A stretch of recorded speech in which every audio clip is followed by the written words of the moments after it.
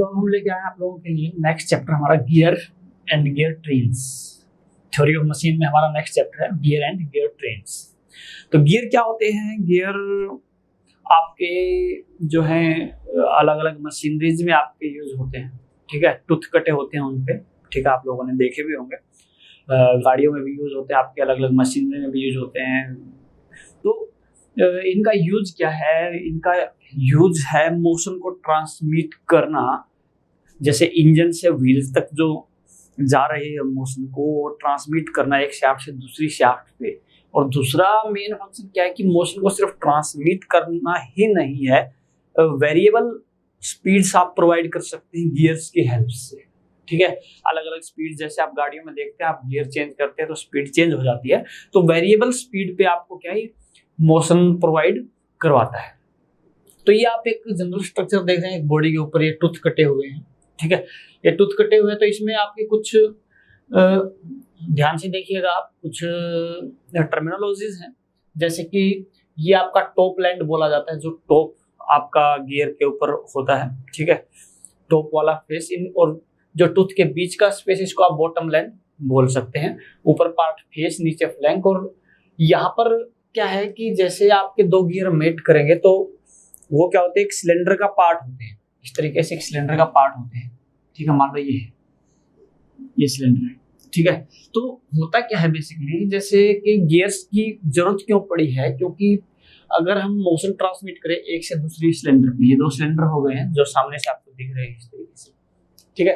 अब ये सिलेंडर अगर मूव करेगा तो ये वाला सिलेंडर भी इसके साथ क्या होगा, मूव करेगा, ठीक है। तो इससे हम क्या कर रहे हैं, एक शाफ्ट से दूसरी शाफ्ट पे मोशन ट्रांसमिट कर पा रहे हैं फ्रिक्शन की हेल्प से। लेकिन अगर स्पीड ज्यादा होगी तो क्या हो जाएगा, इनके बीच में स्लिपिंग हो जाएगी, ये स्लिप करना स्टार्ट कर देंगे तो मोशन ट्रांसमिशन जो हमारा है वो क्या हो जाएगा, मुश्किल हो जाएगा इस केस में। तो इसके लिए हम क्या करते हैं, हमने यहाँ पर टूथ बनाए हैं, इस पे टूथ बनाया, इस पे काटे। तो यहाँ पर ये जो सर्कल है, ये circle as it is intact होना चाहिए। तो इसको जो बोलते हैं पिच सर्कल कहलाता है, जो कांटेक्ट में रहता है जो, और ये जिस पॉइंट पे मिलते हैं इसको हम क्या बोलते हैं, पिच पॉइंट बोलते हैं, ठीक है। तो यहाँ पर आपका पिच सर्कल ये पास हो रहा है, ठीक है। इस पिच सर्कल से ऊपर वाला पार्ट है, इस लेंथ को हम अडेंडम बोलते हैं, इतने पार्ट को हम डिडेंडम बोलते हैं। तो जो टॉप से सर्कल पास होता है उसको बोलते हैं अडेंडम सर्कल, और जो बॉटम से पास होता है उसको बोलते हैं हम डिडेंडम सर्कल। और ये जो बीच से पास हो रहा है ये सर्कुलर पिच है। तो सर्कुलर पिच सर्कल है। पिच सर्कल से जो अडेंडम सर्कल की जो दूरी होती है, डिस्टेंस होती है, वो बराबर नहीं होती है इसके डिडेंडम सर्कल से, ठीक है। ये आपकी कम रहेगी, ये आपकी ज्यादा रहेगी, ठीक है। यहाँ पर क्या है कि क्लियरेंस प्रोवाइड की जाती है साथ में, अडेंडम इतना तो होता है, ये साथ में क्लियरेंस एक्स्ट्रा प्रोवाइड की जाती है, क्योंकि जब आपके दो गियर मेट करते हैं तो गियर्स जो है ये टॉप बॉटम ऊपर भी एक सेम गियर होगा, तो नीचे बॉटम लैंड पे टच नहीं करना चाहिए, ठीक है। ये टॉप वाला हिस्सा है दूसरे वाले गियर का, वो बॉटम लैंड पे टच नहीं करना चाहिए, तो इतनी हाइट तक ही जाएगा वो। तो जो ये हाइट है इसको बोलते हैं वर्किंग डेप्थ, जितनी हाइट तक ये काम करता है, ठीक है। और ये नीचे वाला पार्ट है क्लियरेंस प्रोवाइड करवाता है आपको। तो यहाँ पर ध्यान देने वाली बात क्या है, जैसे आपके पास एक गियर है, एक गियर ने कितना स्पेस यहाँ पर घेरा, कितनी सर्कुलर लेंथ घेरी हुई है पिच सर्कल के अलावा। ये देखिए एक सर्कुलर पिच, देखिए इस कोने से चले, एडजेसेंट पॉइंट नेक्स्ट टूथ पे क्या है, ये है। तो इतनी लेंथ में क्या है, सिर्फ एक टूथ आया है और साथ में एक स्पेस विड्थ आई है। तो ये जो लेंथ है पिच सर्कल पे, इसको बोलते हैं सर्कुलर पिच। तो ये कह सकते हैं कि पूरी लेंथ कितनी है, पाई डी। पूरी लेंथ कितनी है, pi D, circumference of the circle by number of teeth से डिवाइड कर दें तो मुझे एक टूथ के लिए मिल जाएगी। तो कितनी लेंथ होगी एक टूथ के लिए, तो वो जो लेंथ बोली जाती है उसको हम सर्कुलर पिच बोलते हैं। क्या बोलते हैं उसको, सर्कुलर पिच। इसके बाद आती है डायमीटरल पिच। डायमीटरल पिच का मतलब क्या है कि जैसे आपका ये पिच सर्कल, इसका डायमीटर होगा और इसी गियर पे नंबर ऑफ टीथ होंगे, तो नंबर ऑफ टीथ को अगर आप डायमीटरल पिच से डिवाइड कर देंगे तो आपको डायमीटर से डिवाइड कर देंगे तो आपको डायमीटरल पिच मिलेगी, ठीक है। इसके बाद एक टर्म है मॉड्यूल। मॉड्यूल जो होता है वो डायमीटरल पिच का उल्टा होता है, बिल्कुल उल्टा होता है, ठीक है। तो यहाँ पर दो इंपॉर्टेंट रिलेशनशिप है कि P is equal to pi M भी होता है, और P into P D, circular pitch और डायमीटरल पिच का मल्टीप्लीकेशन पाई के बराबर आता है। तो ये आपसे डायरेक्ट पेपर में पूछ लिया जाता है, ठीक है। इसके बाद एक टर्म आती है गियर रेशियो। गियर रेशियो क्या होता है कि जैसे आपका एक गियर होता है, एक पिनियन होता है, ठीक है, एक ड्राइवर एक ड्रिवन होता है, तो number of teeth on gear divided by number of teeth on pinion, number of teeth on gear divided by number of teeth on pinion is your gear ratio. इसी तरीके से क्या होता है, जब हमने बात की यहाँ पर ये भी मूव कर रहा है, ये भी मूव कर रहा है, मान लो नीचे की तरफ इस डायरेक्शन में मूव कर रहे हैं दोनों, मान लेते इस पॉइंट की वेलोसिटी क्या है v, ठीक है, v है, और ओमेगा 1 से ये रोटेट कर रहा है ओमेगा 2 से, तो v बराबर क्या हो जाएगा, ओमेगा 1 r1 बराबर हो जाएगा आपका ओमेगा 2 r2, क्योंकि एक पॉइंट पे जो लीनियर वेलोसिटी है वो दो नहीं हो सकती, तो सेम वेलोसिटी होगी इस पॉइंट पे, तो पिच पॉइंट इसको बोलते हैं। पिच पॉइंट पे वेलोसिटी हमने देख ली है ओमेगा 1 r1 बराबर ओमेगा 2 r2, और r की जगह रेडियस की जगह आप डायमीटर भी लिख दे तो कोई फर्क नहीं पड़ेगा इस चीज से, ठीक है, इससे कोई फर्क नहीं पड़ेगा क्योंकि मल्टीप्लाई बाय 2 किया है आपने दोनों तरफ से, ठीक है। और ओमेगा 1 और ओमेगा, तो यहां पर क्या है कि ये जो वेलोसिटी आपकी सर्कुलर वेलोसिटी है इसका ratio that is omega 2 by omega 1, output divided by input का जो रेशियो है ये आपका कहलाता है वेलोसिटी रेशियो, ठीक है, ये आपका क्या कहलाता है, वेलोसिटी रेशियो। अब यहां से ध्यान देंगे कि ओमेगा 2 बाई ओमेगा 1 बराबर क्या हो जाएगा, d1 by d2, d1 by d2, ये भी आपका क्या होगा, वेलोसिटी रेशियो होगा, ठीक है।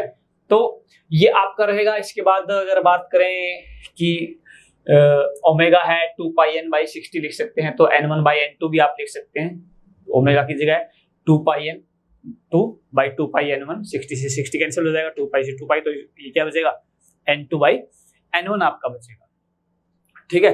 इसके बाद जो है मॉड्यूल सेम होगा, तो मॉड्यूल सेम होने की वजह से d1 बाई t1 बराबर d2 बाई t2 होगा, तो d1 बाई d2 तो t1 बाई t2 आपका आएगा, तो ये वेलोसिटी रेशियो इस केस में आपका आएगा, ठीक है। ये डायरेक्ट फॉर्मूले आ सकते हैं, तो ये आपको सभी ध्यान रखने, सभी के सभी फॉर्मूले।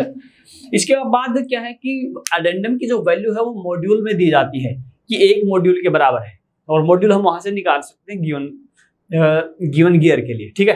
तो अडेंडम मॉड्यूल m होगा, अडेंडम 1.157 मॉड्यूल होगा, जो क्लियरेंस इनके बीच में रहेगी वो कितनी होगी, इनका डिफरेंस होगा addendum minus dedendum that is 0.157 module, ठीक है।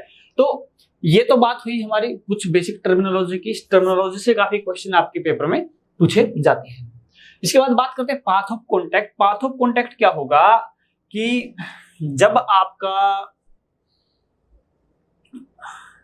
जो ये कहिए कि जब आपके दो टिथ या गियर कॉन्टैक्ट में आते हैं तो क्या करते हैं, जो उनका एक पॉइंट से एंगेजमेंट स्टार्ट होती है और एक पॉइंट पे जाकर उनकी डिसएंगेजमेंट होती है, एंगेजमेंट खत्म होती है, तो उस दौरान उस पॉइंट ने जो पाथ कवर किया है वो आपका पाथ ऑफ कॉन्टैक्ट होगा, ठीक है, वो होगा आपका पाथ ऑफ कॉन्टैक्ट। और उसी को हम मेजर कर सकते हैं अलोंग द पिच सर्कल।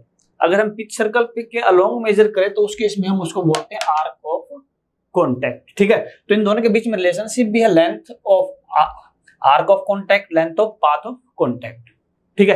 तो ये आप divide by cos phi, where phi is the pressure angle.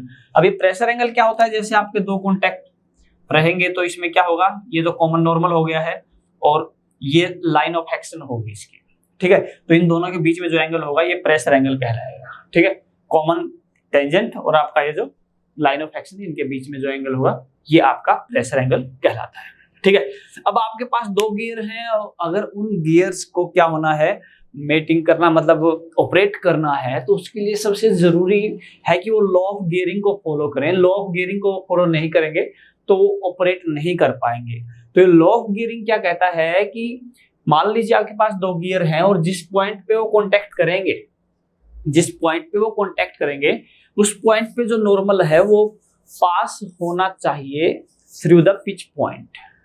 वो किसके थ्रू पास होना चाहिए, वो पिच पॉइंट के थ्रू पास होना चाहिए। This is your law of gearing.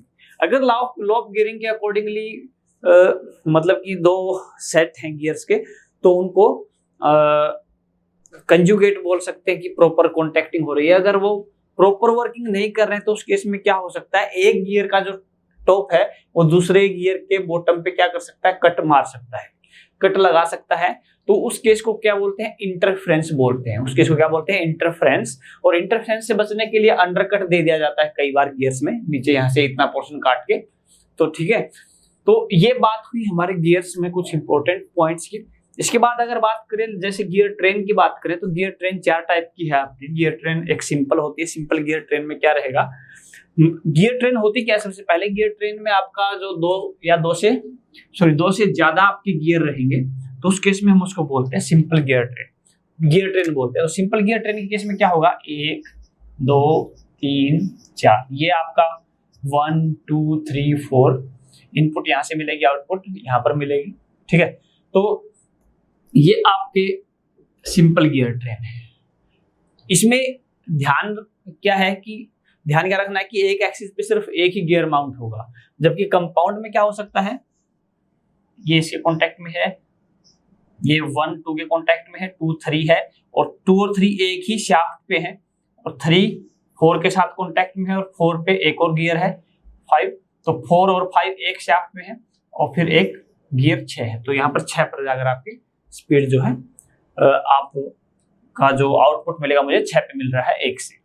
ठीक है, अब रिवर्टेड गियर ट्रेन में बात करें तो रिवर्टेड गियर ट्रेन आपकी कैसे होगी, मान लीजिए ये आपका एक गियर है, ठीक है, एक गियर ये है, मैं इसका साइड व्यू आपको दिखा रहा हूँ गियर का, ये गियर है, ठीक है, इस शाफ्ट पे है ये। अब क्या हुआ, एक और गियर लगा दिया मैंने नीचे दूसरी शाफ्ट पे, और इसी शाफ्ट में मैंने एक और गियर लगा दिया, और फिर मैंने एक शाफ्ट यहाँ कनेक्ट की, और यहाँ पर एक और गियर हमने जोड़ दिया इसके साथ। तो इसमें क्या हो गया, जो इनिशियल और फाइनल, पहला और आखिरी जो गियर है, दोनों की जो एक्सिस है वो कोएक्सियल है, दोनों ही कोएक्सियल है, इनकी एक्सिस एक ही लाइन में है। ठीक है, तो इस केस में हमारा क्या फायदा होता है कि हम स्पेस बचा सकते हैं, मतलब कि नीचे की तरफ जाने की बजाय में ऊपर की तरफ ले आए, तो इसमें हमने स्पेस बचा दिया। और जनरली वॉचेज में इसी तरीके का आपका मैकेनिज्म जो है वो यूज होता है। इसके बाद बात करें अगर एपिसाइक्लिक की, एपिसाइक्लिक के केस में क्या होता है, जैसे ये 2 गियर होंगे और ये आर्म से जुड़े हुए हैं, तो क्या होगा इस केस में, ये पूरा का पूरा गियर घूमेगा, पूरा का पूरा गियर ऐसे गोल गोल घूमेगा, तो इसकी जो एक्सिस है वो भी रोटेट कर रही है, साथ के साथ इसकी एक्सिस है वो भी क्या कर रही है, रोटेट कर रही है। ठीक है, तो ये आपका जो है ये एपिसाइक्लिक गियर ट्रेन है, या फिर आप सन प्लैनेट गियर ट्रेन भी इसको बोला जाता है, क्योंकि ये सन हो गया और ये प्लैनेट इसके चारों ओर रोटेट कर रहे हैं। तो ये आपका गियर और गियर ट्रेन से कुछ हमारे टॉपिक थे जहां से क्वेश्चन आपके पूछने के चांसेस है।